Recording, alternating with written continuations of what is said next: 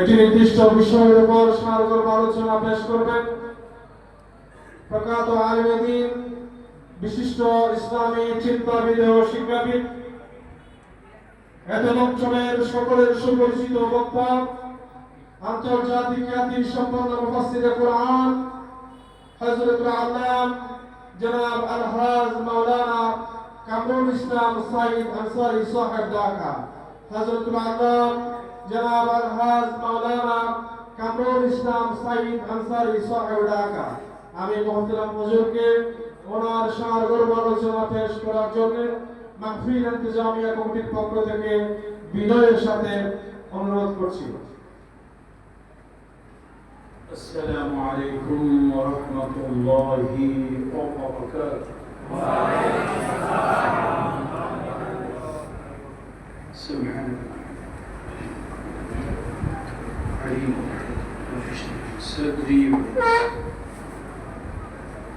رب زدنا. الحمد لله رب العالمين، والصلاة والسلام على رسوله الأمين وعلى آله وأصحابه أجمعين. أعوذ بالله من الشيطان الرجيم. بسم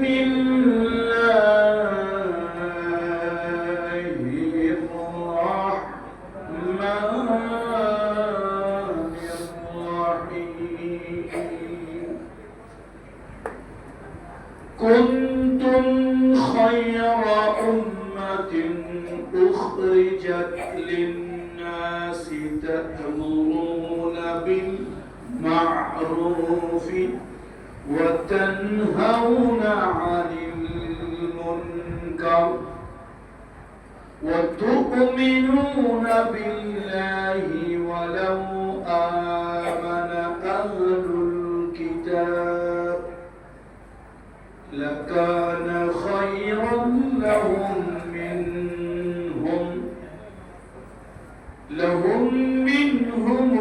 المؤمنون وأكثرهم الفاسقون. وقال رسول الله صلى الله عليه وسلم كما جاء في رواية عمر رضي الله تعالى عنه، عبد الله بن عمر رضي الله تعالى عنه، قال رسول الله صلى الله عليه وسلم ألا كلكم راع وكلكم مسؤول عن رعيته، فالإمام الذي على الناس راع وهو مسؤول عن رعيته، والرجل راع على أهل بيته وهو مسؤول عن رعيته، إلى آخر الحديث. وقال الله تعالى في شان حبيبه آمرا ومخبرا إن الله وملائكته يصلون على النبي يا أيها الذين آمنوا صلوا عليه وسلموا تسليما. اللهم صل على سيدنا مولانا محمد وعلى آل سيدنا مولانا محمد. ভালোবাসার কবি, মরমী কবি, আধ্যাত্মিক কবি, সুফি কবি আল্লামা শেখ সাদি রহমতুল্লাহ আলাইহি রাসূল আকরাম সাল্লাল্লাহু আলাইহি ওয়াসাল্লাম শানে যে কবিতা রচনা করেছিলেন, আমরা সেই কবিতাটা হাবিবে কিবরিয়ার ভালোবাসায় উদ্বুদ্ধ হয়ে আমরা সেই কবিতাটা পাঠ করছি। কাসিদা বালাগাত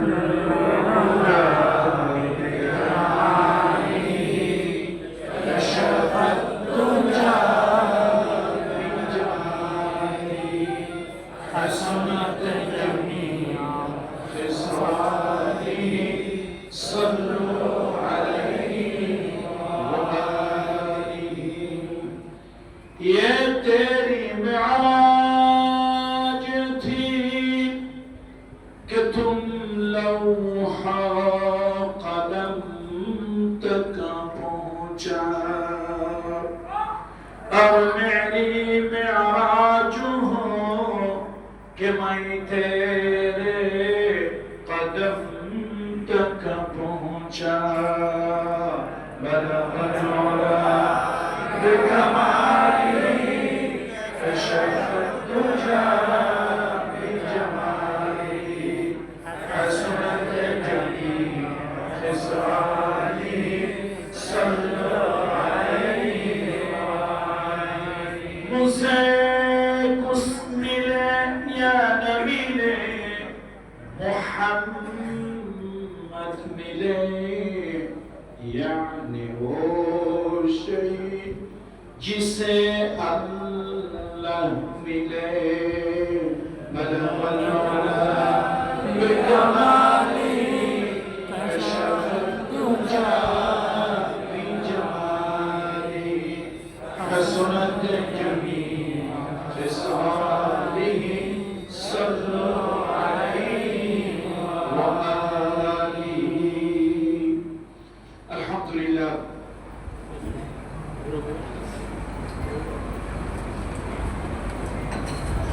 सुम्मा अल्हम्दुलिल्लाह व अम्मा बाद। पवित्र माहे रबीउल अव्वल, ए माहे रबीउल अव्वल उपलक्षे अलहाज मौलाना नूरुल कबीर साहेब रहिमाहुल्लाहु ताआला नव्वरल्लाहु मरकदाहु व जअलाल जन्नत मसওয়াহু, তার প্রবর্তিত ও প্রতিবেশী বড়হাতিয়াবাসীর উদ্যোগে আয়োজিত আজকের এই 12 দিন ব্যাপী 35তম মিলাদুন নবী, 35তম মিলাদুন নবী সাল্লাল্লাহু আলাইহি ওয়াসাল্লাম মাহফিল। এই আজিমুশ শান মাহফিলের আজকের সমাপনী দিবস। আজকের এই সমাপনী দিবসের সম্মানিত সাহেবে সাদর আল্লাহ তাআলা তার প্রতি রহম করুন, দীর্ঘ সুস্থ নেক হায়াত দান করুন। আলহাজ হযরত মাওলানা হাফিজুল হক নিজামী সাহেব, আচ্ছা এরপরে এই অধিবেশনের কি আচ্ছা আনাম নোমান সাহেব হাফিজাহুল্লাহ আশার পথে। জি, তার বর্তমানে যারা আছেন দায়িত্বে, সভাপতির চেয়ার তো আর কখনো খালি থাকে না, যিনি সবার মুরব্বী হিসাবে বা সম্মানী হিসাবে সভাপতির দায়িত্ব পালন করছেন, আল্লাহ তাআলা তাদের সকলকে সম্মানিত করুন, দীর্ঘ সুস্থ নেক হায়াত দান করুন। আজকের এই সমাপনী দিবসে অন্যান্য হাজারাত উলামায়ে কেরাম, আইম্মায়ে মাসাজিদ, বিশেষত আমার পূর্বে যে উস্তাদেরা বয়ান করেছেন এবং আমার পরে যারা করবেন, আমি নির্দিষ্ট সাবজেক্টের উপরেই কথা বলবো। আসলে বক্তাদেরকে যখন সাবজেক্ট নির্ধারিত করে দেওয়া হয়, বক্তা যদি জ্ঞানী হয়, বক্তা যদি আকলমান হয়, তার ওই সাবজেক্টের উপর থেকে বাহিরে যাওয়া তার জন্য উচিত নয়, এটা আমি বুঝি। কিন্তু আমাদের বাংলাদেশের প্রেক্ষাপট হলো চৈত্র মাসে মাঘ মাসের ওয়াজ, মাঘ মাসে চৈত্র মাসের ওয়াজ। এক নতুন জামাই শ্বশুর বাড়ি বেড়াতে গেছে। কোন জামাই ভাই? নতুন জামাই। কিন্তু জামাইটা হলো বেউকুফ, বেক্কে। আপনাদের অঞ্চলে আঞ্চলিক ভাষা কি? বেক্কল। জামাই হলো বেক্কল। 3 দিন 3-4 দিন দাঁত মাজে না। এখন নতুন জামাই, শাশুড়ি হলো জাতের মেয়ে, শাশুড়ি চিন্তা করলো জামাই তো অসম্মান তো করা যায় না। হঠাৎ তার মাথায় একটা বুদ্ধি আসলো, বললো বাবা এই 10টা টাকা নিয়ে আমাদের পাশে একটা বাজার আছে, এই বাজারে গিয়ে দেখবা নতুন কুশিয়া, আমাদের দেশে বলে আখ, চট্টগ্রামের আঞ্চলিক ভাষা কি কুশিয়া, আখ কুশিয়া বুঝলি হয়েছে। তো এই 10 টাকা নিয়ে যাও, বাজারে গিয়ে তুমি একটা কুশিয়াল খেয়ে আসো। তো জামাই 10 টাকা শাশুড়ি নিতে চায় না, শাশুড়ির টাকা জোরাজুরি করছে, আদরের কারণে নিয়েছে, গেছে বাজারে, বড় হাতিয়ে বাজারে গেছে। বাজারে শাশুড়ি কি খেতে বলেছে? কুশিয়া। এখন জামাই বাজারে গিয়ে দেখি জ্যৈষ্ঠ মাস, কুশিয়ালের থেকে আম জামের ঘেরা বেশি। এক জায়গায় গিয়ে দেখে বাজারে মাছি ঘন ঘন করে, ব্যাপারটা কি? কালো কালো জিনিসটা কি? কয়ের নাম হলো কালা জাম। এক ধরনের ফল আছে কালো কালো, ব্ল্যাকবেরির মতো। এটা আপনাদের আঞ্চলিক ভাষায় কি বলে? জাম জাম, ওদিকে জাম। এই কালো জাম বেচারা চিন্তা করলো কুশিয়াল তো জীবনের সব সময় সব জায়গায় পাই খাই, কালো জাম তো সব জায়গায় পাওয়া যায় না। ভাই দাম কত? কয় 10 টাকা হলে লবণ দিয়ে মরিচ দিয়ে জামাই দিই। আচ্ছা দাও 10 টাকা। 10 টাকার এই কালো জাম কিনে জামানো, মরিচ দিয়া লবণ দিয়ে খুব মজা করে আয়েশ করে খেতে খেতে আসছে। এখন দাঁত তো এমনি কয়দিন মাজে না, কথা কয় না, 7 দিন 7 দিন, 3 দিন 1 সপ্তাহ দাঁত মাজে না, তারপরে খাইছে কালো জাম। অবস্থা তো দাঁত নাই, দাঁত তো মুসের বিসি হয়ে গেছে। শাশুড়ির কাছে এসে একটা ঠিক করে হাসি দিয়ে কয় আম্মা কাজ একটা করছি। কি করছো সোনার সান? কইছে কুশিয়াল তো সব জায়গায় পাওয়া যায়, একটা আনকমন জিনিস আপনাদের বাজারে পাইলাম, সেটা হলো কালো জাম। চিন্তা করলাম আজকে এইটাই খাই। শাশুড়ি দাঁতের দিকে তাকায় দেখে সর্বনাশ, দাঁতের অবস্থা আগে যা একটু ছিল এখন একদম শেষ, পুরো তরমুজের বিসি।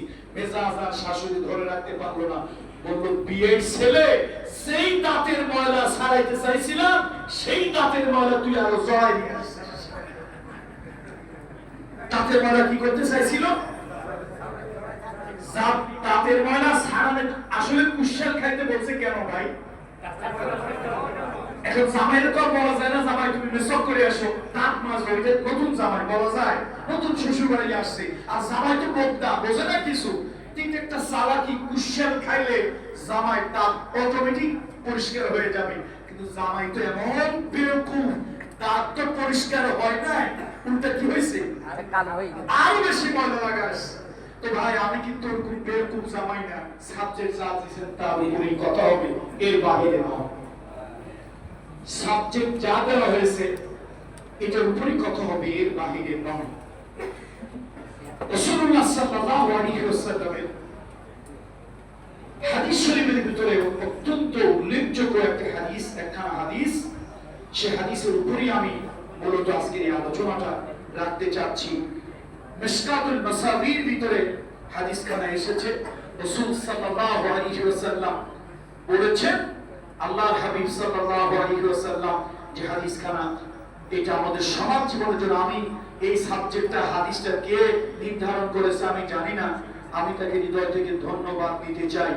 গতানুগতিকতার বাহিরে এসে আমাদেরকে কিছু জানতে হবে, আমাদের এই সমাজকে জানাতে হবে।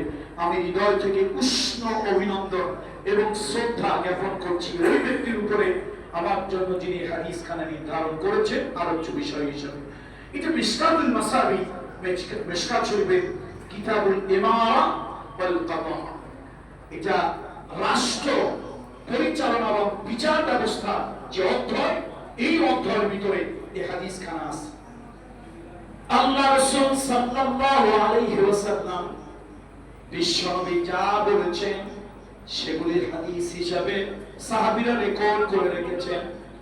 وعن عبد الله بن عمر رضي الله تعالى عنه قال قال رسول الله صلى الله عليه وسلم ألا كلكم راع وكلكم مسؤول عن رعيته। الله أكبر। মিশকাত শরীফে কোনটা? শাসন এবং বিচার ব্যবস্থা। এই অধ্যায়ের মধ্যে হাদিসটা এসেছে।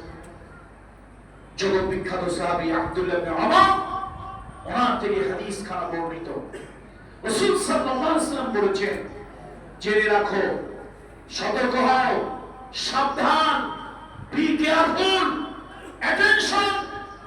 মানে একটা মানুষের দৃষ্টিভঙ্গিকে সজাগ করার জন্য এটা হচ্ছে আরবি বাক্যের একটা স্টাইল। আল্লাহ, আমরা যেরকম কাউকে বিশেষভাবে দৃষ্টি আকর্ষণ করার জন্য, স্টুডেন্টদেরকে দৃষ্টি আকর্ষণ করার জন্য অ্যাটেনশন, আবার যখন কোন মুরব্বীদের কাছে যে অ্যাটেনশন প্লিজ, রাসূল সাল্লাল্লাহু আলাইহি ওয়াসাল্লাম তার উম্মতের দৃষ্টি আকর্ষণ করছেন, আলা কুল্লুকুম রাঈন ওয়া কুল্লুকুম মাসউলুন আন রাইয়াতিহি। জেনে রাখো, সাবধান, মনে রাখো, তোমরা প্রত্যেকেই হচ্ছে অভিভাবক, আর তোমাদের অভিভাবকত্বের ব্যাপারে কিয়ামতের ময়দানে প্রশ্ন করা হবে, জিজ্ঞাসা করা হবে। এটা হচ্ছে সুন্দর বাংলা। আর একটু যদি সারগাইয়া বাংলা, নোয়াখালী বাংলা যদি বলি, তাহলে আলা কুল্লুকুম রাঈ, তোমরা প্রত্যেকে হলে রাখাল। প্রত্যেকে কি? রাখাল। প্রশ্ন হতে পারে, রাসূলুল্লাহ আমাদেরকে রাখাল বললো? না, খারাপ অর্থে নিয়ে না। এখানে রাখাল এটা রূপক অর্থে বলেছে। একজন মালিক তার 10টা গরু, 20টা ছাগল, এই বড় হাতিয়া বাড়ি একজন লোককে চাকরি দিলে, তোমার মাসে বেতন হলো 15,000 টাকা। আমি তোমাকে কাপড় চোপড় দেব, খেতে দেব, থাকার জায়গা দেব, তোমার পরিবার পরিজনকে থাকার ব্যবস্থা করে দেব। কিন্তু তোমার একটা কাজ আমি দিলাম, চাকরি হলো আমার 10টা গরু আছে, 20টা ছাগল আছে, মাঠে নিয়ে তুমি দেখাশোনা করবে, ঘাস খাওয়াবে। সারাদিন ওই গরু ছাগল মাঠের ভিতরে ঘাস খাবে, সকালবেলায় নিয়ে যাবে, সন্ধ্যাবেলায় নিয়ে আসবে। এটা হলো তোমার চাকরি। বিনিময়ে তোমাকে থাকার জায়গা দেব, খাওয়ার ব্যবস্থা করে দেব, কাপড় চোপড় দেব, যা লাগে তাই দেব, তোমার প্রয়োজন মিটাই দেব। রাখাল বেতনের কথা চিন্তা করলো না, খাবারের কথা চিন্তা করলো না, থাকার জায়গা, আশ্রয়ের জায়গার কথা চিন্তা করলো না। 10টা গরু আর 20টা ছাগল নিয়ে চলে গেল মাঠে। মাঠে গিয়ে এসে দেখলো ডাঙ্গুলি খেলতেছে, কেউ হাডুডু খেলে, কেউ কাবাডি খেলে, কেউ ফুটবল খেলে। গরু ছেড়ে দিয়া, ছাগল ছেড়ে দিয়া সে এই খেলায় মত্ত হয়ে গেল। সারাদিন দৌড়ায় দৌড়ায় ফুটবল খেললো, ডাঙ্গুলি খেললো, হাডুডু খেললো, কাবাডি খেললো। সারাদিন খেলে যখন সন্ধ্যা হয়ে গেল, এবার গরুর কথা মনে পড়লো, ছাগলের কথা মনে পড়লো। গরুগুলি খুঁজে দেখে 10 গরুর মধ্যে 5 গরু নাই। ছাগল তো নামও ছাগল, পরে যদি চিটাগাং ভার্সিটিতে পড়ান, তারপর ছাগল ছাগলই থাকবে, মানুষ হবে না। 20টা ছাগল নিয়ে গিয়েছিল, একটা ডাইনে আর একটা বাই, একটা উত্তরে, একটা পূর্বে, একটা পশ্চিমে, এদিক সেদিক চলে গেছে। ছাগলগুলি আর নাই। একটা এদিক সেদিক চলে যাওয়ার পর বেচারা ঘুরে বেঁচে দেখলো মাত্র 7টা 8টা ছাগল আছে।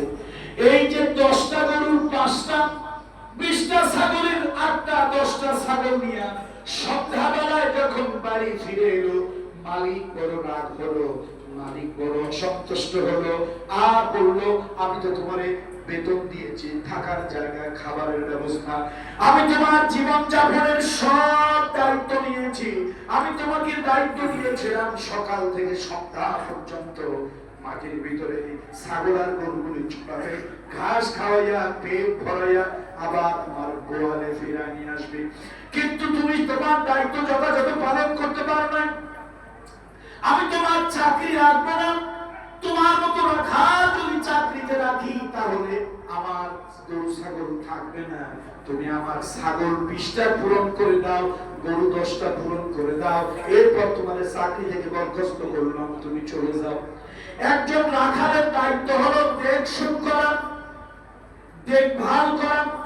ওই জঙ্গল থেকে কোন নেকড়ে বাঘ শিয়াল এসে যেন ছাগল নিয়ে না যায়, কোন চোর ডাকাত গরুগুলোকে যেন নিয়ে না যায়, এই যে রাখাল শুধু রাখালি করবে আর কিছু নয়, দেখশোনা করবে, এটা একটা সুন্দর কথা। রাসূলুল্লাহ সাল্লাল্লাহু আলাইহি ওয়াসাল্লাম, সহিহ বুখারীর একটা হাদিস, সহিহ বুখারীর একটা হাদিস, আবু হুরায়রা রাদিয়াল্লাহু তাআলা থেকে হাদিস বর্ণিত। রাসূলুল্লাহ সাল্লাল্লাহু আলাইহি ওয়াসাল্লাম বলেন, قال رسول الله صلى الله عليه وسلم ما بعث الله نبيا الا راعي الغنم। আল্লাহ বলেন একজন নবীকে, আল্লাহ সহিহ বুখারীর হাদিস, একজন নবীকেও আল্লাহ তাআলা পৃথিবীতে পাঠান নাই যাকে আল্লাহ তাআলা ছাগলের রাখাল বানান নাই। সহিহ বুখারীর হাদিস প্রশ্ন করা হলো, সাহাবীদের ভিতর থেকে কেউ না প্রশ্ন করলো, ইয়া রাসূলুল্লাহ, সব নবী এমন কোন নবী নাই সেই নবীকে দিয়ে আল্লাহ তাআলা ছাগল চড়ায় নাই? ইয়া রাসূলুল্লাহ, তাহলে আপনিও কি ছাগল চড়িয়েছেন? সহিহ বুখারীর হাদিস, নবীজি বলেছেন, হ্যাঁ, শুধু ছাগল চড়াইছি তা নয়, সামান্য কিছু পারিশ্রমিকের বিনিময় আমি নবী মুহাম্মদ রাসূলুল্লাহ মক্কা জীবনে ছাগল চড়িয়েছি। এখন প্রশ্ন হলো, সব নবীকে আল্লাহ রাখাল কেন বানাইলো? তাও আবার ছাগল। হাতির রাখাল হইতো তাও একটা কথা ছিল, আসলে ছাগল এমন একটা চিজ, এটা নামেও ছাগল, কামেও ছাগল। ওরা যদি বলেন ডাইনে যাইতে সে যায় পায়, ওরা যদি বলেন বুঝছিস এইটা কিন্তু আমার খেত, ওইটা আমার শত্রু, খবরদার আমারটা যা ইচ্ছা তাই খাস, শত্রুতে যাইস না, নতুন করে একটা ঝামেলা পাকাস না। ও আপনারটা রেখে শত্রুর মাঝে খাইছে তো খাইছে, আগা ডোগা সব সুন্দর খাইয়ে শেষ করে দিয়েছে, ঠিক না? আল্লাহ বলেন, আল্লাহু আকবার। এখন প্রশ্ন হলো, আল্লাহ তাআলা বিশেষ করে উলুল আযম পয়গম্বর যারা আছেন, প্রত্যেক পয়গম্বর ছাগল চড়িয়েছে। আল্লাহ, আমি গিয়েছিলাম জর্ডানের সফরে, আমার মনের মধ্যে বড় ইচ্ছে হলো যে হযরত শুআয়ব আলাইহিস সালামের কবরটা একটু দেখি। শুনলাম পাশে, গেলাম, খুব আবেগ নিয়ে কবরটা জিয়ারত করলি। শুআয়ব আলাইহিস সালামের কবর, আবেগটা আসলো কেন? আরে এই নবী ছাগল পালছে, আর সেই ছাগল দিয়া মুসা নবী আবার জামাই বানাইছে, দেখছেন? এখন প্রশ্ন হলো, রাখাল কেন? আজকে কিন্তু আমার হাদিসের আলোচ্য বিষয় আলা কুল্লুকুম রাঈ, এই রাঈ নিয়ে রাখাল হিসেবে আপনারা হয়তো এটা খারাপ ভাবে নিবেন। আমাদের মতো সম্মানী মানুষ, আর আনসারী সাহেব ফরিদপুর মাদারীপুরে কোন পীরজাদা পিসাবের ছেলে, সে আমাদেরকে বানায় গেল রাখাল। এই জন্যই তো হুজুরদেরকে বলি কমন সেন্স নাই, হুজুরদের মুখ কি নাই, আকল বুদ্ধি কম। আমরা উকিল, মুক্তার, ব্যারিস্টার, আমরা মাস্টার, ডাক্তার, আমাদেরকে বানাইলো রাখাল। আরে আপনি তো সলিমতি, 2 পয়সা সলিমতি, আপনি 2 পয়সা সলিমতি। উলুল আযম প্রত্যেক পয়গম্বর ছাগল চড়িয়েছেন, কারণ কি? এটা একটা সাইকোলজিক্যাল ট্রেনিং, সাইকোলজিক্যাল ট্রেনিং, মনস্তাত্ত্বিক পরীক্ষা। মানুষের চরিত্র ছাগলের থেকেও কয়েক ধাপ খারাপ। এই মানুষগুলোকে লিড দেওয়া, লিডিং ক্যাপাসিটি আনা, ধৈর্য, সহ্য, বিনয়ের শক্তি বাড়ানোর জন্য আল্লাহ তাআলা পয়গম্বরকে দিয়ে ছাগল চড়িয়ে ধৈর্যশীল বানিয়েছেন। নাহলে পয়গম্বর যেই তেরা, এই তেরা মুসা আলাইহিস সালাম বলতো, আল্লাহ আমারে রোগ দাও, বালাই দাও, ফেরাও তুমি চোখে দেখো না, আল্লাহ তোমার নবুয়তি তোমার কাছে থাক, আমি গেলাম। আল্লাহকে মুসা রাগ করিস না। বন্ধুরা আমার, এই জন্য আমি যদি একটু ভদ্র ভাষায় বলছি, তাহলে বলছিলাম প্রত্যেকে তোমরা অভিভাবক, এ কথা বলছিলাম না? আলা কুল্লুকুম রাঈন ওয়া কুল্লুকুম মাসউলুন আন রাইয়াতিহি, প্রত্যেকেই তোমরা গার্ডিয়ান, অভিভাবক, তোমার অভিভাবকত্বের ব্যাপারে প্রশ্ন করা হবে। আর যদি আমি একেবারে আরবিকে আরবির মতো করে এত শুদ্ধ করে, এত স্টাইল করে না বলে খাঁটি বাংলায় বলি, তাহলে প্রত্যেকে তোমরা রাখাল, তোমাদের রাখালিয়াতের ব্যাপারে প্রশ্ন করা হবে। এবার কে কে রাখাল, কোন রাখাল, কোন ক্ষেত্রে প্রশ্ন হবে, হাদিসের মধ্যে সেটাও রাসূলুল্লাহ সাল্লাল্লাহু আলাইহি ওয়াসাল্লাম বলে দিলেন। আল্লাহ নবী বললেন, আলা কুল্লুকুম রাঈন ওয়া কুল্লুকুম মাসউলুন আন রাইয়াতিহি ফাল ইমামু আল্লাযী আলান নাস রাঈন ওয়া হুয়া মাসউলুন আন রাইয়াতিহি। সমাজের যারা ইমাম, কি বলা হয়েছে বলুন তো? ইমাম, এটা শুধু নামাজের ইমাম নয়, সমাজের ইমামের কথা বলা হয়েছে। আল্লাহ রাসূল বলেন, আল ইমামু আল্লাযী মাসউলুন আন রাইয়াতিহি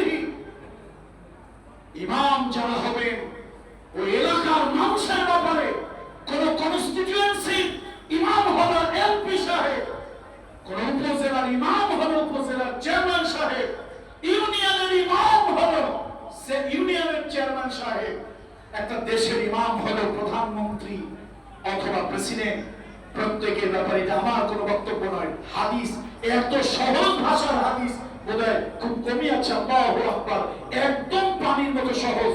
সামান্য আরবি যারা জানেন তারা আলহামদুলিল্লাহ হাদিসটা অর্থ বুঝে ফেলবে। সামান্য আরবির উপরে যাদের ধারণা আছে, রাসূল সাল্লাল্লাহু আলাইহি ওয়াসাল্লাম বললেন, কি বলছেন দেখেন, যে ইমাম যে হবে, আল ইমামুল্লাযী আলান নাস রা'আ, সমাজের মানুষের উপরে নেতা, এই নেতা ইমাম, সে হবে জিজ্ঞাসিত তোমার এলাকার লোকেরা নামাজ পড়েছে কিনা, তোমার এলাকায় সুদ ঘুষ চলেছে কিনা, তোমার এলাকায় অন্যায় বিচার হয়েছে কিনা, তোমার এলাকায় জুলুম হয়েছে কিনা, তোমার এলাকায় রাতের বেলায় মানুষগুলি শান্তিতে ঘুমাতে পেরেছে কিনা, আজকে জবাব দাও। আমি আল্লাহ আদালতের সামনে জবাব দাও, তারপরে কদম বাড়াও। আমি আল্লাহর আদালতের সামনে জবাব না দিয়ে এক কদম সামনের দিকে অগ্রসর হতো। ঠিক কিয়ামতের ময়দানে তো ডিজিএফআই এনএসআই থাকবে না। কারে কারে ঠ্যাঙ্গা লাগবে, লিস্ট দিয়ে দিছে, যা অমুকরা অমুকরে ঠ্যাঙ্গা, গোষ্ঠী সুদ্ধা ঠ্যাঙ্গা, এমন ভাবে রিমান্ডে নাও, উপরের দিকে পা দাও, নিচের দিকে মাথা দিয়ে রাখো, এক সপ্তাহ পর্যন্ত নিজের বাপের নাম যেন ভুলে যায়। এরকম ভিন্ন দলের ভিন্ন মতের লোকদেরকে শায়েস্তা করার জন্য এরকম কিছু উল্টা পাল্টা কাজ কারবার তোমার সমাজের নেতারা ইমামেরা করে। মসজিদের ইমাম 50 জন লোক নামাজ পড়বে, 100 জন লোক নামাজ পড়বে, জুমার দিনে 200 জন লোক হবে। সেই ইমাম নির্ধারণ করতে গিয়ে দেখে তার মাথায় টুপি আছে কিনা, যদি দেখে ইমামের ভাল্লুকার উল্লুকের মতো চুল, কয় তুমি ইমামের যোগ্য না। শার্ট প্যান্ট হারাম না, শার্ট প্যান্ট হারাম না, নাজায়েজ না, কিন্তু এটা ইসলামিক কালচারাল ড্রেস নয়। শার্ট প্যান্ট কি নয় বলুন? শার্ট প্যান্ট হারাম না। আমাদের দেশে কিছু লোক আছে অতি গোলামি করে, গোলামি ইসলামে বৈধ নয়। ওই যে আল্লামা মোল্লা জিয়াউর রাহমাতুল্লাহ আলাইহি নুরুল আনওয়ার কিতাবের ভিতরে এসেছে, ইন্নাল মুতাআসসিবিনা ক্বাদ আখাল্লু দ্বীনা কাসীরা ওয়া ইয়াজআলুনা আল মাকরুহা হারামান ওয়াল মামদুহা ফারজা ফালা ইউতাবারু বিজাওহিন হাউলাইল কাসিরিন। আমার সমাজে কিছু লোক আছে, এই গোলামগুলো ইসলামকে ধ্বংস করছে, এই গোলামগুলো ইসলামকে খাইছে, 2 পাতার নবী 6 পাতার ভাত দেখায়। ইসলাম যেটা হারাম করে নাই তুমি সেটাকে হারাম বানাতে পারো না। ইসলাম যেটাকে অবৈধ করে নাই সেটাকে তুমি অবৈধ বানাতে পারো না। ইসলাম যেটাকে মাকরুহ করেছে সেটাকে তুমি হারাম করতে পারো না। ইসলাম যেটাকে জায়েজ করেছে সেটাকে তুমি মাকরুহ বানাতে পারো না। এই তাআসসুবি গোলামি ভালো না। তাহলে শার্ট প্যান্ট এটা হারাম না, কি না ভাই? হারাম না। তবে কোন পোশাক নয়? ইসলামিক কালচারাল ড্রেস অবশ্যই নয়, অবশ্যই নয়, অবশ্যই নয়। এখন ইমাম আসছে কোট প্যান্ট শার্ট টাই পরে, আপনারা বলবেন মিয়া এটা তো নাজায়েজ না, কিন্তু তোমার মতো লোকের ইমাম বানাইলে আমাদের নামাজ তো বেড়া ভাঙিয়া পালাবে। ইয়াল্লাহ রো এমসি তুমি চলে যাও, তোমার দিয়ে কাজ হবে না। তাহলে 50 জন লোকের ইমাম, চুলটা কেমন দেখতেছেন, দাড়িটা ঠিক আছে কিনা, তারপরে হলো সে পর্দা পশিদা মানে কিনা, শিরক বেদাত করে কিনা, হারাম এবং হালালের তমিজ করে কিনা। 50 জন লোকের ইমামতির দায়িত্ব দেবেন, জুমার দিনে 200 লোক হবে মসজিদে, সেই ইমাম খুঁজতে গিয়া পাও থেকে মাথা পর্যন্ত খুঁজতে খুঁজতে একেবারে তার বিবির পর্দা করে কিনা ওই পর্যন্ত চলে গেলেন, সেটারও খোঁজ খবর নিলেন। অথচ আপনার সাতকানিয়া লোহাগাড়ার জাতির একজন ইমাম হবে, এই কনস্টিটিউয়েন্সির নামাজ পড়ে কিনা, বোতল খায় কিনা, খাইলে আবার লালটা খায় না নীলটা খায়, কোন ধরনের কি করে, পরে টাকা হক নষ্ট করে কিনা, ইত্যাদি ইত্যাদি, এগুলোর কোনো খবর নাই। আল্লাহ রাসূল সাল্লাল্লাহু আলাইহি ওয়াসাল্লাম রাসূলুল্লাহর জন্য বলেছেন, আলা সতর্ক হও, সাবধান হও, কুল্লুকুম রাঈ, প্রত্যেকে তোমরা হচ্ছে অভিভাবক, রাখাল, দেখভালকারী, ও মাসউলুন আন রাইয়াতিহি, তোমার সেই এলাকার দায়িত্ব তোমার, এই মানুষগুলোর ব্যাপারে তোমাকে প্রশ্ন করা হবে, জিজ্ঞাসা করা হবে। এই কিয়ামতে আল্লাহর আদালতে সেখানে জিজ্ঞাসার জবাব দেয়া তারপরে যেতে হবে।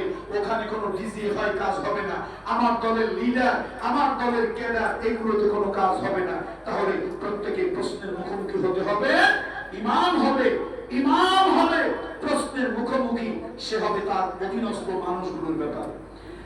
আল্লাহ নবী বলেছেন, আল্লাহ রাসূল বলেছেন, আর রাজুলু রাঈন আলা আহলি বাইতিহি, একজন পুরুষ হলো অভিভাবক তার পরিবারের ব্যাপারে। আপনি চলে যান, আপনার বিবি কার সাথে যায়, কোথায় যায়, কি করে, আপনি কোনো খবর রাখেন না। কিয়ামতের ময়দানে আপনিও আল্লাহর কাছে জিজ্ঞাসিত হবেন। বন্ধুরা, অনেক পুরুষ বিদেশ থেকে মাশাআল্লাহ সুন্দর একটা ড্রেস কিনে দিছে, বউ একদিন বউকে কথা শাসন করে নাই, 700 টাকা দিয়া, 1200 টাকা দিয়া, 10,000 টাকা দিয়া লেহেঙ্গা সেটটা তোমারে কিনে দিলাম, আমারে পরে তুমি দেখাও। বউ তারে পরে দেখায় না। মাশাআল্লাহ একদিন স্বামী নাই বাড়িতে, লেহেঙ্গা সেটটা সুন্দর দামি পোশাকটা পরে বের হয়েছে, প্রথম দেখা হয়েছে ইজি বাইকালার সাথে। কই ভাবি জাতটা জোশ লাগতেছে আপনারে, একেবারে অসাফ। 12,000 টাকা দিয়ে কিনে আপনার বলা উচিত ছিল, তোমাকে আমি 12,000 টাকা দিয়ে কিনে দিয়েছি। এ বিবি, আমার জন্য তুমি হালাল, তোমার জন্য আমি হালাল, এটা আমি আল্লাহর নবীর সুন্নাত আদায় করেছি। তোমাকে সুন্দর পোশাক পরে দিয়েছি, এই পোশাক পরে তুমি আমাকে দেখাবে, আমার মনোরঞ্জন করবে, এটা জায়েজ, শুধু জায়েজ না, উল্টা সোয়া। স্বামী স্বামীকে তার স্ত্রী সুন্দর সেজে গুজে দেখাবে, সুন্দর সেজে গুজে দেখাবে, প্রয়োজন হলে দরজা জানলা আটকাইয়া নাচতে গানও দেখাবে, অসুবিধা নাই, হালাল, বৈধ, জায়েজ, বরং সোয়া। বরং কি? এখন আপনি পরিবারের অভিভাবক, আপনার স্ত্রী খবর নাই, 12,000 টাকার লেহেঙ্গা সেট পরে প্রথম বাড়ি থেকে বের হয়েছে, আপনি জানেনই না খবর, সুন্দর সেজে গুজে লিপস্টিক, আলতা, পাউডার, স্নো, আলকাতরা যা আছে সব লাগাইয়া গেল, প্রথম দেখা হলো ইজিবাই খেলার সাথে, ভাবি জানা একটা সুন্দর জোশ মারতেছে। 2 নম্বরে গেল ব্যাংকে, ব্যাংকের অফিসার সব কাজ রেখে কথা কয়, মাশাআল্লাহ আপনি আসবেন, এরকম ফ্রি সার্ভিস সব সময় আপনি পাবেন। এখন তো আউযুবিল্লাহ আউযুবিল্লাহ বলেন, বাহিরে গেলে তো কুল্লু আলহামদুলিল্লাহ বলেন। হুজুরের কাছে আসলে আউযুবিল্লাহ না আউযুবিল্লাহ, বাহিরে গেলে কুল্লু শাই আলহামদুলিল্লাহ। কথা শুনতেছেন? আমি কোথা থেকে বলতেছি, কোথা থেকে বলতেছি? হাদিস থেকে বলতেছি। রাষ্ট্রের প্রধান কিয়ামতের আল্লাহর আদালতে জিজ্ঞাসিত হবে, হাদিস নবীজি, তুমি রাখাল ছিলে, অভিভাবক ছিলে, গার্ডিয়ান ছিলে, দেখভালকারী ছিলে, তোমার দেশে কি কি হয়েছে, কোন কোন কাজ হয়েছে, দেশের জনগণ নামাজ পড়েছে কিনা, আল্লাযিনা ইম্মাক্কানাহুম ফিল আরদ আকামুস সালাত ওয়া আতাউস যাকাত ওয়া আমালু বিল মারুফ ওয়া নাহাউ আনিল মুনকার। আমি তোমাদেরকে রাষ্ট্র ক্ষমতা দিয়েছিলাম, শুধু বিদেশে টাকা পাচার করেছো, বেগম পাড়ায় বাড়ি করেছো, সুইস ব্যাংকে টাকা জমা করেছো, অথচ তোমার দেশে নামাজ কায়েম করার পরিবেশ ছিল, তুমি নামাজ কায়েম করো নাই। কিয়ামতে আমি আল্লাহর আদালতে এই প্রশ্নের জবাব দিয়ে কদম ফেলবে, না হলে এক কদম ফেলতে পারবে না। এই জন্য আল্লাহ নবী বলেন, বিশ্ব নবী বলেন,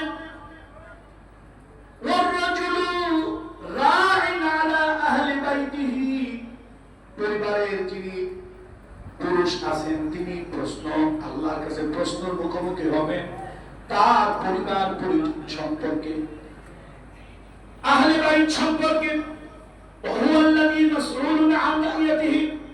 এবার আসতে পর্দার মহিলারা, মাগো তোমাদের ব্যাপারে বলা হয়েছে, ওয়াল মারআতু রাইআতুন আলা বাইতি যাওজিহা। বিশ্ববিবার নারীকেও ছেড়ে দেয় নাই। ও মহিলা, তুমিও কিন্তু প্রশ্নের মুখোমুখি হবে, প্রশ্নের সম্মুখীন হবে তোমার স্বামীর সংসারের ব্যাপারে। স্বামী বড় কষ্ট করেন। ও লোহাগাড়া সাতকানিয়ার লোকেরা, তোমরা জানো না তোমাদের স্বামীরা কত কষ্ট করেন তোমাদের মুখের হাসি ফোটানোর জন্য।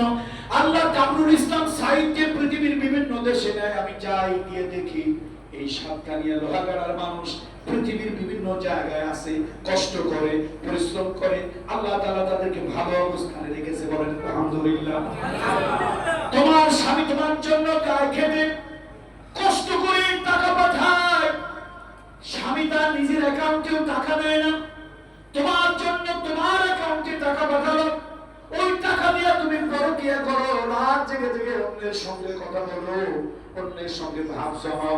স্বামী তোমার জন্য টাকা পাঠাইলো, সেই টাকা নিয়ে ভেঙে গেল আরেক পর পুরুষের সঙ্গে, আল্লাহ তাআলা এই দুনিয়ায় পার পেলেও তুমি আখিরাতে কিয়ামতে আদালতে পার পাবে না। এই জন্য মা এবং বোনদেরকে বলি, মা গো, আমি শুধু পুরুষ মানুষ, শুধু কিয়ামতের ময়দানে আল্লাহর আদালতে আমাকে শুধু জিজ্ঞাসা করা হবে না, ও মা তুমি সংসারের মা, তুমি সংসারের স্ত্রী, তুমি সংসারের বোন, তুমি সংসারের যেই হও না কেন নারী, তোমাকেও কিন্তু কিয়ামতের ময়দানে আল্লাহর আদালতে জিজ্ঞাসা করা হবে।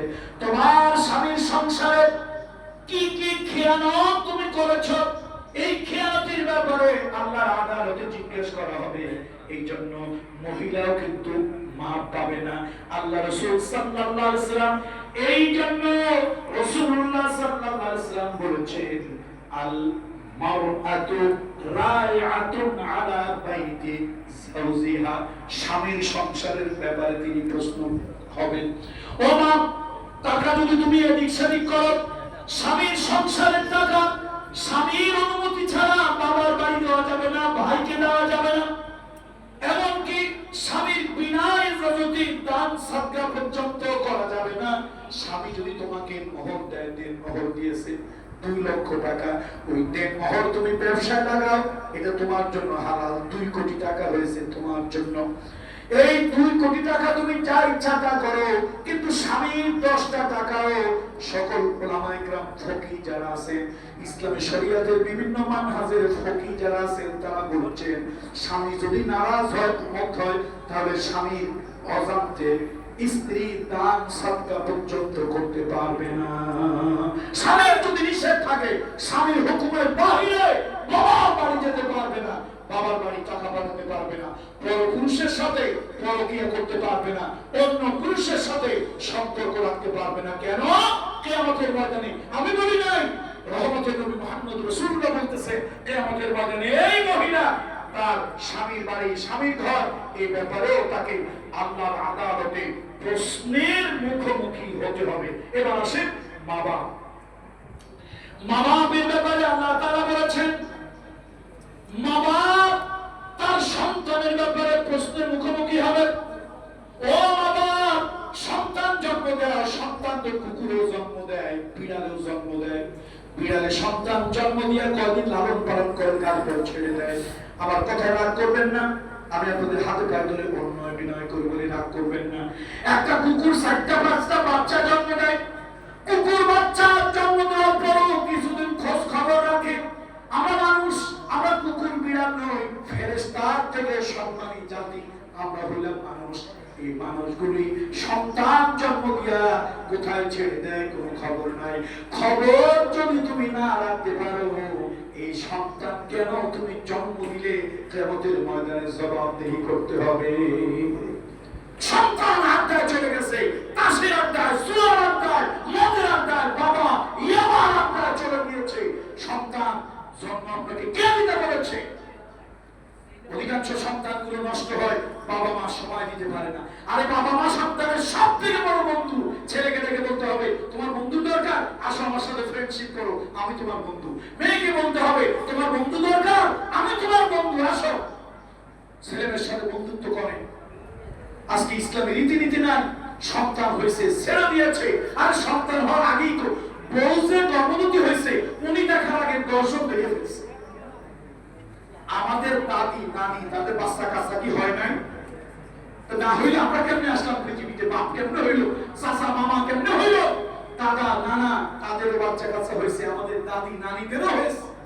এখন তো মাশাআল্লাহ স্বামী জানার আগে ওই কোন হসপিটাল, আরে কথা বলেন, হসপিটালের নাম বলেন না, বিভিন্ন হসপিটাল নাম ধরে বলা দরকার নাই, তাহলে হসপিটালের লোকজন বলবে হুজুর তো আমাদের বিরুদ্ধে বলবে। স্বামী জানে না স্ত্রী গর্ভবতী, তার আগে হাসপাতাল আলাদা জেনে ফেলছে, আল্ট্রাসাউন্ড করো, সিজার করো, কি কি হাম তাম দ্যাটস দিস হাজার বদল করে ফেলছে। মা মা তোমার গর্ভে বাচ্চা, তোমার মনে রাখতে হবে আব্দুল কাদের জিলানী সাথে জন্মগ্রহণ করে নাই, বাপ মা ভালো হওয়া দরকার।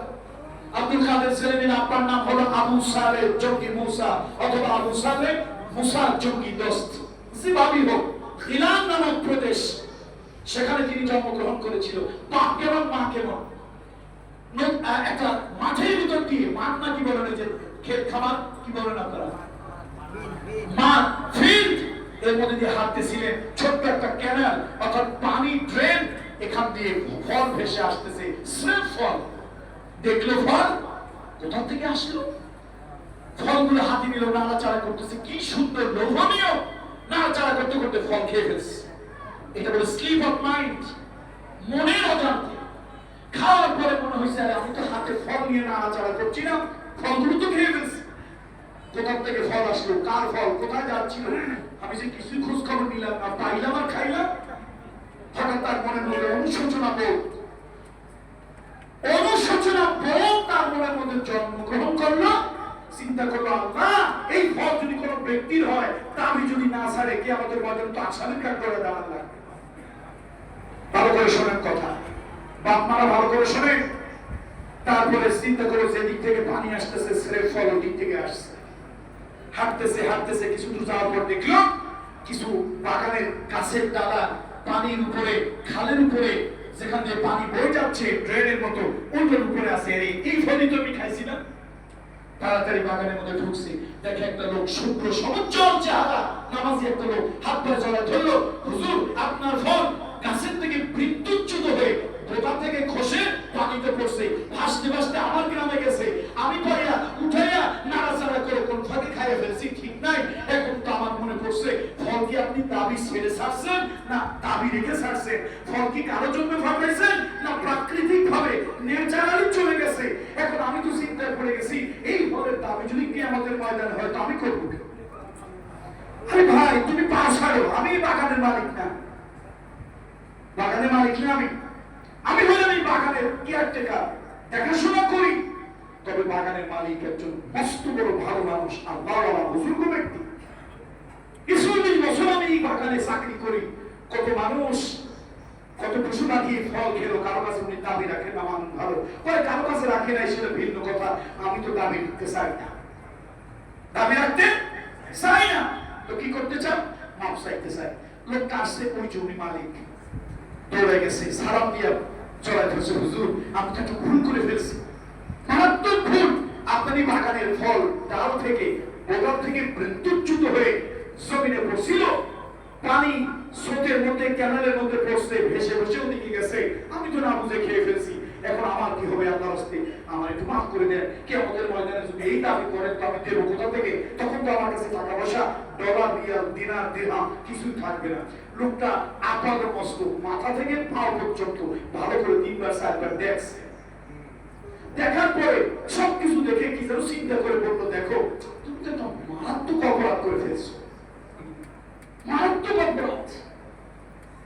আচ্ছা এখন তুমি কি জন্য আসছো? দাবিটা ছাড়াই দেন। বাবারে, এত বড় একটা অপরাধ তুমি করেছো, এমনি দাবিটা ছেড়ে দেবো। আচ্ছা আমি একটু চিন্তা ভাবনা করি, তুমি যে অপরাধটা করেছো তোমাকে মাফ করা যায় কিনা, দাবিটা ছাড়া যায় কিনা। এখন বলে, হুজুর আমার কি হবে? আরে কিয়ামতের ময়দানে এই ফলের দাবি আমি কোথা থেকে দেবো? আমার যদি কোনো নেক আমল আল্লাহর কাছে কবুল না হয় তো আমি এটার ঋণটা শোধ করবো কি দিয়া? আপনি যা শাস্তি আমার দেন তারপর মাফ করে দেন। উনি করে অপরাধটা বড় মারাত্মক, সাংঘাতিক, একটু চিন্তা করতে হবে। চিন্তা ভাবনা করে কয়, বাবা 12 বছর আমার কাছে থাকো, গোলামি করো, তাহলে ছাড়বো। এখন লোকটা আবু সাইদ জমি মুসাইদ দোস্তার, উনি বললো কি আর লোকটার চরিত্র কি? উনি বলছিল এরকম 40 বছর কত মানুষ খাইছে, গেছে, দিছে, তা আমি কোনোদিন রাখে নাই, বরং কেউ আসলে উল্টা আরো 10টা দিয়ে দিছে। আমি একবার কাশ্মীরে গেছি, এত ডিফারেন্ট কাইন্ডস আপেল, খাবো কি আপেল দেখে আমার পেট ভরে গেছে। এই বাগানে এরকম, ওই বাগানে এরকম, সেই বাগানে আর রকম, খালি ঘুরি আর দেখি আল্লাহর কুদরত। এক বাগানে এইরকম আপেল আমার জিন্দেগিতে জন্মে কোনদিন দেখি নাই। এইটা দেখে আমার লোভ লাগছে। এখন ড্রাইভার হলো আমার কাশ্মীরে, গাইড এবং ড্রাইভার। তো মহিলা একটা তারা যেন কি বলছে, আমি বললাম ভাই এত সুন্দর বাগান, একটু আমার ছবি ফটো তুলে দিই। ফটো তুলছে, মনে মনে চিন্তা করতেছি, আল্লাহ এরকম আপেল কেমন লাগে, সুগা না মিষ্টি, আর দেখলেই তো কলজা ভরে গেছে। এটা চিন্তা করতে করতে মহিলা এক ছবি আপেল নিয়ে আসছে, এসে তারপরে ড্রাইভারকে দিছে, কি যেন বলছে। এরপরে ড্রাইভার আমার কয়, এটা তুমি খাও। আমি বললাম কোথা থেকে কার পয়সা দেবো কি দেবো? কথা না একদম ফ্রি বেলাস, এটা বেলাস হাদিয়া দিছে তোমারে খাও।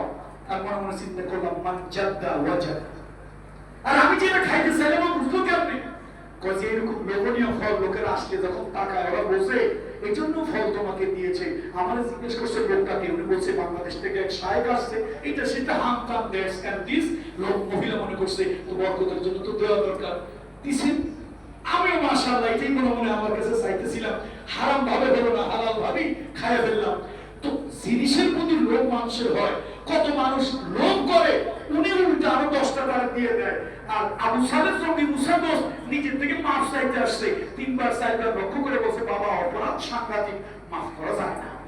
তো একটা শব্দ যদি 12 বছর চাকরি গোলামি করো তাহলে মাফ করা যায়। এখন উনি চিন্তা করে আল্লাহ তো মুলা চুরিতে ফাঁসি, কি মুলা চুরিতে ফাঁসি সামান্য অপরাধ। আসলে গোলামি কিচ্ছু না ভাই, কিচ্ছু না, কিচ্ছু না গোলামি, চাকরি বাকরি কিচ্ছু না। রাত 12টার সময়, 1টার সময়, 2টার সময় উঠে বলে ইয়া আবু সালেহ চলেছে, ইয়া আল্লাহ কম কম ওঠো, নামাজে দাঁড়াও, তাহাজ্জুদে দাঁড়াও, আযান দাও, বাজামাত নামাজ পড়ো। এইগুলি এটা কি একটা চাকরি আর গোলামি হইল? 12 বছর হইছে।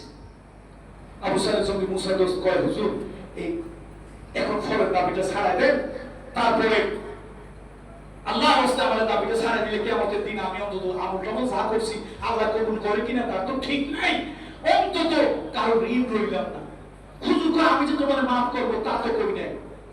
আমি বলছি ভারত তুমি আমার এখানে চাকরি করো, খেদমত করো, গোলামি করো, কেয়ারটেকারগিরি করো, আমি চিন্তা করবো। 12 বছর চিন্তা ভাবনা করে দেখলাম তোমার যে অবস্থা, সাংঘাতিক অপরাধ তোমার, এই অপরাধ আমি চিন্তা করে দিলাম সবাই মাফ করলো, তোমার মাফ করা যায় না।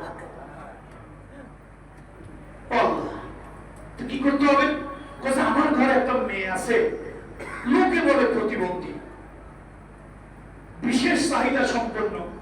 লোকে বলে আমার মেয়ে নাকি ঠিক মতো দেখে না, ঠিক মতো হাঁটে না, ঠিক মতো চলে না, এটা লোকে বলে। এরকম মেয়েটা আমি কোথায় কি বিবাহ দেই?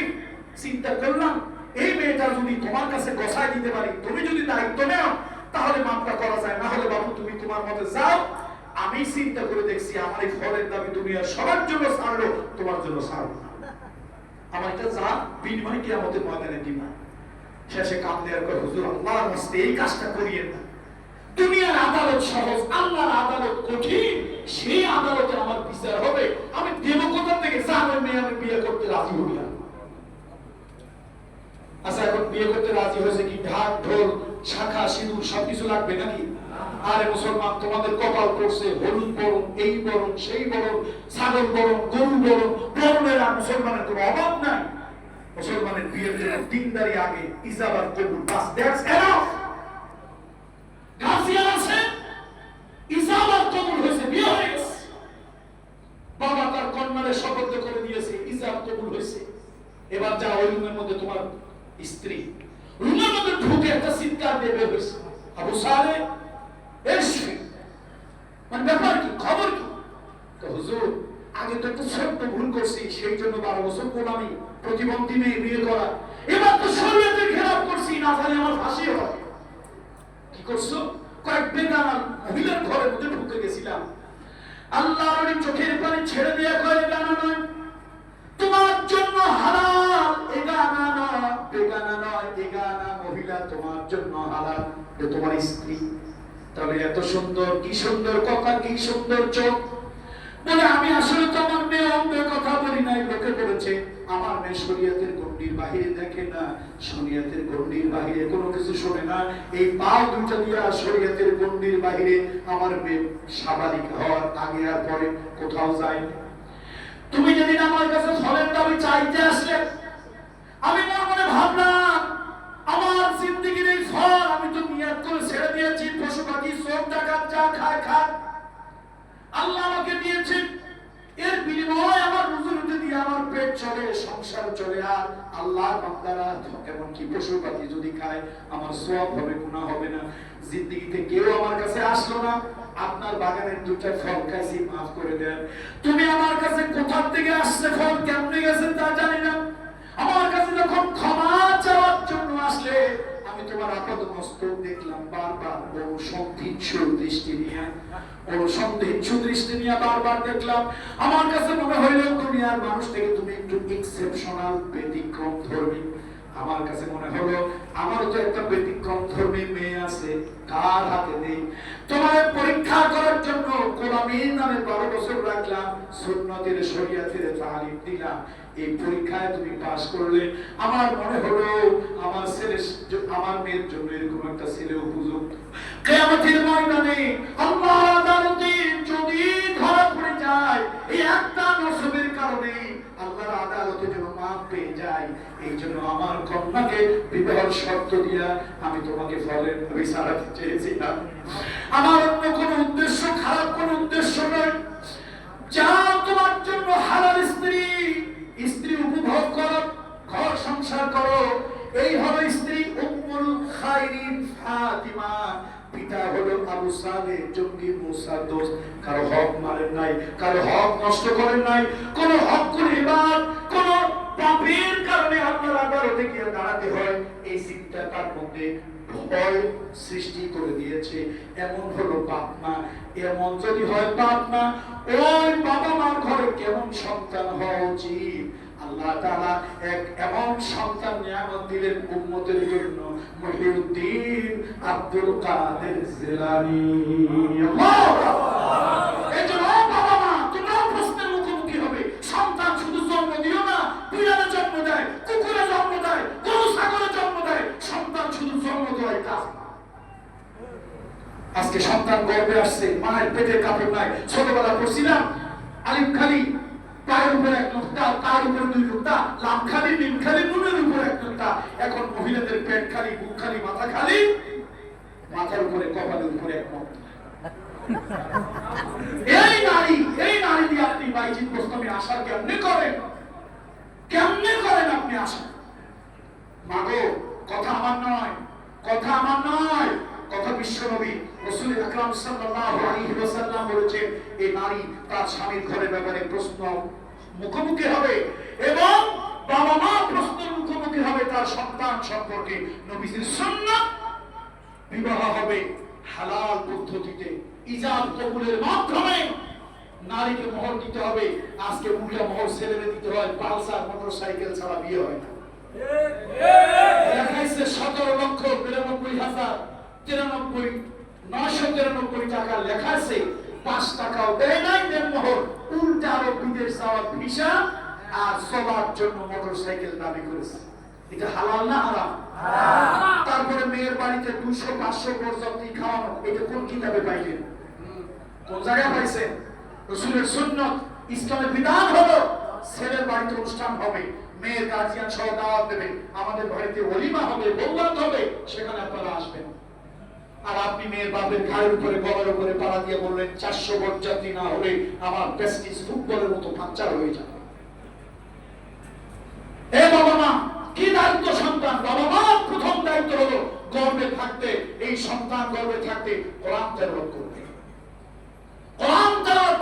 আব্দুল কাদের জিলানী রাহমাতুল্লাহ আলাইহি পেটের মধ্যে সন্তান নিয়ে মা আধার পর কোরআনের হাফেজা ছিলেন, কোরআন পড়েছে, তেলাওয়াত করেছে। গর্ভবতী নারী কখনো সহ্য করতে পারেনি, এক পায়ের উপর ভর করে 9 পারা কোরআন পড়েছে, আর এক পায়ের উপর ভর করে 9 পারা কোরআন পড়েছে। এখন কোরআন পড়া তো দূরের কথা, নামাজই পড়েন। আপনার স্ত্রী কি জবাব দেবেন আপনি? রাসূলুল্লাহর সুন্নাত, নবীজির সুন্নাত, ছেলে হোক মেয়ে হোক, ডান কানে আযান দাও, বাম কানে কামাত দাও, একজন বুজুর্গ ব্যক্তির কোলে দাও। বুজুর্গ পাবেন কই? দাদা, চাচা, গ্রামের বাড়ির একজন মুরব্বী, না পেলে মসজিদের ইমাম, মুয়াজ্জিন, তার কোলে বাচ্চাটা দাও।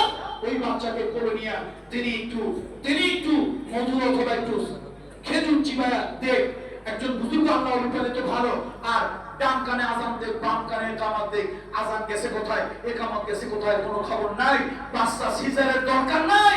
এরপরও কিছু লোভী লোকেরা সিজারের জন্য পাগল হয়ে এটারে পরিস্থিতি সিচুয়েশন ক্রিয়েট করে তারপরে সিজার চালায়, ছুরি চালায়। আহারে আল্লাহ, আগেকার দিনে কুত্তার সিজার লাগে না, বিড়ালের সিজার লাগে না, গরুর সিজার লাগে না, যত সিজার মানুষের সালাম কালাম নাই, বাচ্চা হইছে কয়জনের আযান দিবেন ডান কানে, আবার ছেলে হইলে দেন মেয়ে হইলে দেন না। নবীজি তো ভাগ করেন নাই ছেলে আর মেয়ে। আপনার ছেলের আযান শোনেন নাই, এই জন্য আপনার ছেলে কলেজে যায়, ভার্সিটিতে যায়, সব স্লোগান ভালো লাগে। আল্লাহু আকবার স্লোগান শুনলে তার কাছে সাম্প্রদায়িক প্রতিক্রিয়াশীল ধর্মান্ধদের স্লোগান মনে হয়।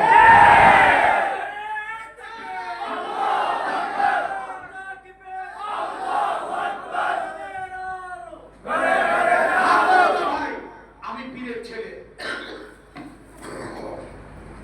খানকার ছেলে হিসাবে বলি, পীরের আওলাদ হিসাবে বলি, রাগ করিয়েন না। আপনার ছেলে আল্লাহু আকবারের নাম শুনলে গায়ের মধ্যে যে জ্বলে পড়ে, কারণ আছে। ছেলে তো জন্ম আল্লাহু আকবারে হয় নাই। নাহলে মুসলমানের বাচ্চা রাজনৈতিক দলের লোকেরা বলে আল্লাহু আকবার স্লোগান দেওয়া যাবে না। একজন হিন্দু উলুধ্বনি দেয়, রাম রাম করে, হাতের মধ্যে শাখা পরে, কপালে সিঁদুর পরে, কই আমরা তো বলি না রাম রাম বলা যাবে না, হরে কৃষ্ণ বলা যাবে না, হরি বল বলা যাবে না, তারপরে উলুধ্বনি দেওয়া যাবে না, মাথায় সিঁদুর নেওয়া যাবে না, কপালে সিঁদুর নেওয়া যাবে না, আমরা তো এটা বলি না, শাখা পরা যাবে না। এটা তার ধর্মীয় কালচার। বলেন এটা কি? তার ধর্মের স্বাধীনতা তার কাছে। লাকুম দীনুকুম, তার ধর্ম তার কাছে, আমারটা। এখন ওর উলুধ্বনি চলে, শাখা চলে, সিঁদুর চলে।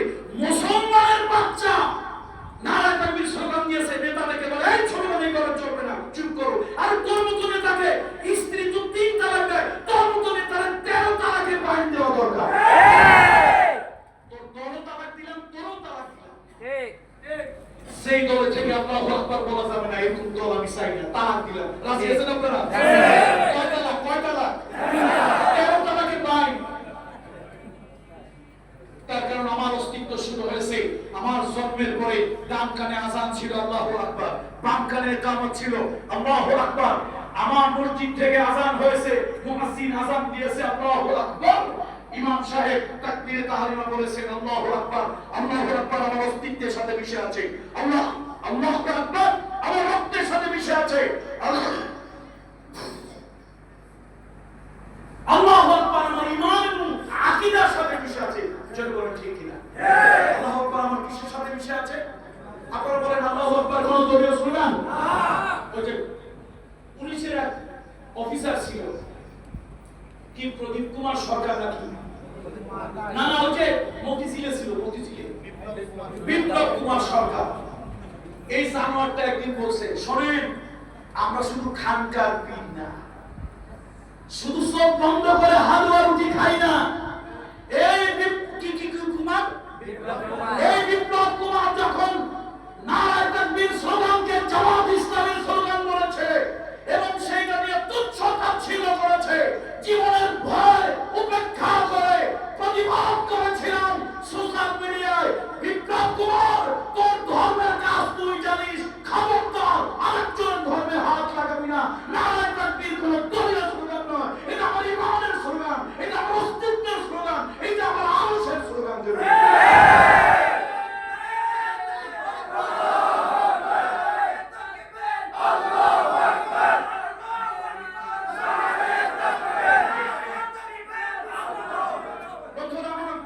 এই স্লোগানের সাথে আমরা আসি না নাই?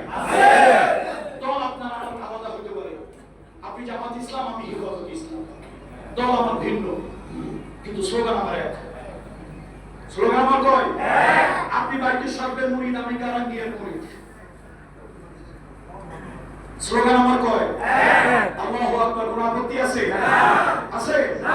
আপনি হেফাজত, আমি জামাত, আপনি আলী, আমি কওমি। স্লোগান আমার এক, আল্লাহু আকবার। কোন দ্বিমত আছে? তাহলে আল্লাহু আকবার যারা ভালোবাসে না, আমরা তাদেরকে ভালোবাসবো না। তাদের দলে আল্লাহু আকবার স্লোগান দিলে তাদের গা পা জ্বলে, ওদের সাথে আমার ঈমান আকীদার কোনো সম্পর্ক থাকতে পারে না। বন্ধুরা আমার, এটা কোনো দলীয় স্লোগান নয়। আপনাদের মনে নাই মুতার প্রান্তরে বুখারী শরীফের কিতাবুল মাগাজি খুলে দেখেন না, মুতার যুদ্ধে চতুর্থ সেনাপতি হয়েছিল খালিদ বিন ওয়ালিদ। হযরত সাইদ বিন হারেসা, আমি সেই জমিনে গিয়েছি, সেই জীবন্ত শহীদদের কবরের পাশে দাঁড়িয়েছি। আব্দুল্লাহ বিন রওয়াহা সেই কবিতা মৃত্যুর সামনে রেখে যিনি অবলীলার কবিতা পড়ছিলেন, সেই কবিতাগুলি যখন পাঠ করছিলাম আমার শরীরের প্রত্যেকটা রং খুব দাঁড়িয়ে যাচ্ছিল। আমি যেন শুনতে পাচ্ছি এই জিন্দা সাহাবী কবরের ভিতর সেই কবিতা পাঠ করছে, তার মাথার কাছে শিউরের কাছে এখনো কবিতার রক টাঙ্গানো মৃত্যুর সামনে জেনেও আগে দুজন সেনাপতি শাহাদাত বরণ করেছে, এটা জেনেও নির্ভীক চিত্তে জীবনকে বিলিয়ে দেওয়ার জন্য সামনের দিকে যাচ্ছেন আর কবিতা পড়তেছেন। সেই ময়দানে গিয়া চতুর্থ সেনাপতি হলেন খালিদ বিন ওলীদ রাদিয়াল্লাহু তাআলা। তিনি ৯ খানা তরবারি ভেঙেছিলেন, যুদ্ধের কৌশল পরিবর্তন করেন। এই নবীজির সাহাবীরা পিছু পা হটা যাবে না, পিছু হলো মুনাফিকি, পিছু হটা মুনাফিকি। যুদ্ধের ময়দান থেকে পালিয়ে যাওয়া আকবারুল কাবাইর, কবিরা গুনার ভিতরে বড় কবিরা গুনাহ হচ্ছে যুদ্ধের ময়দান থেকে, জিহাদের ময়দান থেকে পৃষ্ঠ প্রদর্শন করে পালিয়ে যাওয়া। যদি মারা যাই শহীদ হব, যদি বেঁচে থাকি গাজী হব। আমরা সামনের দিকে এগিয়ে যাও। তবে আজকে আমাদের যুদ্ধের কৌশল পাল্টালাম। আমরা আজকে একটা এজেন্ট বোম মারবো, মিসাইল মারবো, আজকে আমরা টর্নেডো, আমরা আজকে ময়দানে শুরু করে দেব। আমরা প্রত্যেকে উপরে উঠতে আল্লাহু আকবার, নিচে নামতে সুবহানাল্লাহ। আজকে আমরা না উঠতে আর নামতে শুধু আল্লাহু আকবার, সামনে আগাতে আল্লাহু আকবার, ডবল মার্চ করতে আল্লাহু আকবার, তরবারি উঠাতে আল্লাহু আকবার, তরবারি নামাতে আল্লাহু আকবার, বাতিল দেখলে আল্লাহু আকবার, সামনে এগিয়ে গেলে আল্লাহু আকবার।